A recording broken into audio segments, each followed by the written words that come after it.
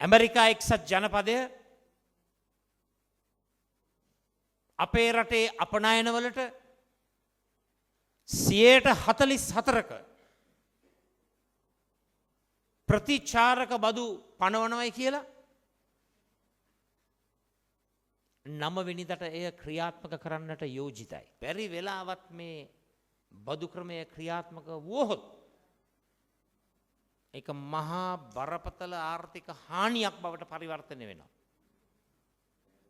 නියත වශයෙන්ම දුප්පත්කම වැඩි වෙනවා. නියත වශයෙන්ම නැතිවැරිකම වැඩි වෙනවා. මුදල් සංසරණය අඩු වෙනවා. ඔබ තවමත් The Current Report YouTube නාලිකාව subscribe කර නැත්නම් අදම subscribe කර අපත් සමග එකතු වන්න. අද දවසේ මේ මොහොතේ මේ දිනේම අපි මුහුණ දෙන බරපතල තත්ත්වයක් පිළිබඳව ඔබව දැනුවත් කරන්න. බොහෝ දෙනෙකුට ආරංචි වී ඇති අද කොටස් වෙළඳ පොලත් කඩා වැටිලා. යම් කාලයකට කොටස් වෙළඳ පොලේ ගනුදෙනු කිරීම නතර වෙලා. ඇමරිකා එක්සත් ජනපදය අපේ රටේ අපනයනවලට 44%ක ප්‍රතිචාරක බදු පනවනවයි කියලා 9 වෙනිදාට එය ක්‍රියාත්මක කරන්නට යෝජිතයි. මොකක්ද මේ බදු පැනවීමෙන් සිද්ධ වෙන්නේ? ඇමරිකානු වෙළඳ පොළට ප්‍රවේශ වෙන අපේ අපනයනවලට 44%ක ප්‍රතිචාරක බදු පැනවීම තුළ අපේ අපනයනවල මිල තරඟකාරීත්වය නැති වෙනවා. අනෙකුත් රටවල් වල භාණ්ඩ සහ සේවා සමග තරඟ කිරීමේ අවස්ථාව අපිට අහිමි වෙනවා. බැරි වෙලාවත් මේ කියන ආකාරයට 9 වෙනිදාට ඇමරිකාව මේ බදු පැනෙව්වොත් ඒක අපේ රටේ අපනයන නිෂ්පාදනයට බලපානවා. ඇඟලුම් ශේෂ්ත්‍රයෙන් පමණක් 40%ක් අපේ වෙළඳ පොළ බවට පත් වෙලා තිබෙන්නේ ඇමරිකානු වෙළඳ පොළ. ඇඟලුම් ශේෂ්ත්‍රය ගැන කතා කරනකොට දැන් බොහෝ දෙනාට රණසිංහ ප්‍රේමදාස මැතිතුමාගේ ඇඟලුම් කම්හල් 200 වැඩසටහන වැඩියෙන් මතක් වෙනවා. වැඩියෙන් ඒකේ අගය තේරෙනවා. එදා අපහාස කරා, අවලාද නැගුවා, රටට වැඩක් නැtei කිව්වා. මේ විදේශීය කාන්තාවන්ගේ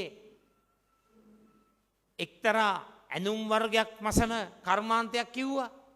ගමේ කොල්ල ලව්වල කරන නරක වැඩක් කිව්වා.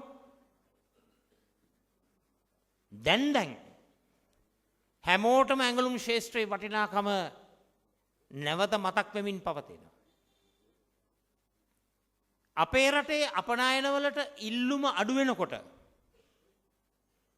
කර්මාන්ත ශාලාවලට මොකක්ද වෙන්නේ? කර්මාන්ත ශාලාවල නිෂ්පාදනයට මොකක්ද වෙන්නේ? ඒවයි සේවය කරන සහෝදර සහෝදරියන්ට මොකක්ද වෙන්නේ? රැකියාවලට මොකක්ද වෙන්නේ? ජීවනෝපායට මොකක්ද වෙන්නේ? නිවසට එන ආදායම් මාර්ගයට මොකක්ද වෙන්නේ? බැරි වෙලාවත් මේ බදු ක්‍රමය ක්‍රියාත්මක වුවහොත් ඒක මහා බරපතල ආර්ථික හානියක් බවට පරිවර්තනය වෙනවා. ඒ විතරක් නෙවෙයි. ඇඟලුම් ශේෂ්ත්‍රයට අමතර අනෙකුත් අපනයන ශේෂ්ත්‍රවලට මේ 44% බද්ද පැනවෙනවා.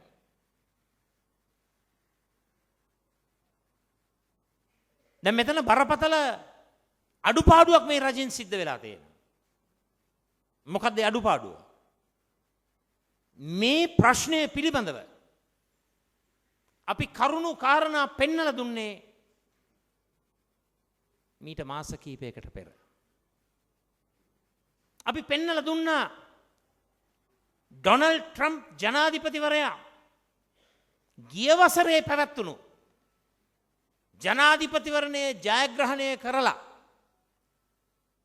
ඔහුට ඒ වරම පාවිච්චි කරලා ක්‍රියාත්මක කරන වැඩපිළිවෙල ක්‍රියාත්මක කරොත් අනිවාර්යෙන්ම ජාත්‍යන්තර වෙළඳාමට මහා බරපතල හානියක් සිදු වෙනවා කියන එක අපි පෙන්නලා දුන්නා. අපි කිව්ව මේ රජයට වහාම පියවර ගන්න. වහාම විශේෂඥ දැනුම තිබෙන දූත කණ්ඩායමක් සකස් කරගන්න.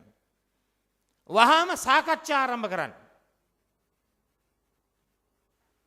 වහාම මේ තත්ත්වයට මුහුණ දෙන ආකාරය පිළිබඳව ක්‍රමෝපායික සැලැස්මක් සකස් කරගන්න.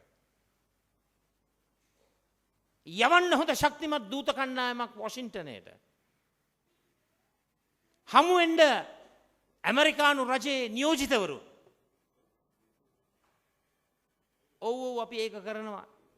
අපි දූත පිරිස් යවනවා. අපි මේ ප්‍රශ්නය කළමනාකරණය කරනවායි කියලා. ඇත්ත වශයෙන්ම අපි කියපු එක දෙයක්වත් ගණන් ගත්තේ නැහැ. දැන් මොකද්ද වෙලා තියෙන්නේ? දවල මන්දිරේ ට්‍රම්ප් ජනාධිපතිවරයාම ඇවිල්ලා ලිබරේෂන් ඩේ කියලා නම් කරලා විමුක්තිකාමී දිනය කියලා නම් කරලා ලයිස්තුවක් ඉදිරිපත් කරනවා. ලංකාවත් ඒ ලයිස්තුවේ තියෙනවා. අපේ රටේ නමක් කියනවා. අපේ රට ගහනවලු 88%ක් බදු. ඒකින්ද ඒගොල්ලෝ ගහනවලු පෙරලා අපේ අපනයන වලට 44%ක් බදු. දැන් මේකට කලබල වෙලා රජයේ කමිටුපත් කරනවා. අපි කිව්වේ මේ වගේ ප්‍රශ්නයක් එනවයි කියලා මීට මාස කිහිපයකට පෙර පියවර ගන්නයි කිව්වේ මාස කිහිපයකට පෙර දූත පිරිස් හදලා මේ වගේ දෙයක් සිද්ධ වුණොත් අපි මේ වගේ පියවර ගන්න ඕනේ කියන ක්‍රමෝපායික සැලැස්ම හදලා මේ දේ කරන්නයි කිව්වේ මාස කිහිපයකට පෙර. දැන් කමිටු දාලා වැඩපිළිවෙලක් හදන්න යනවා. අප්‍රේල් 9 වෙනිදා 144 බද්ද ගහන්න යනවා. මම නම් ප්‍රාර්ථනා කරනවා කොහොම හරි කරලා මේ බද්ද පැනවීම ක්‍රියාත්මක නොවේවා කියන එක තමයි මගේ ප්‍රාර්ථනාව.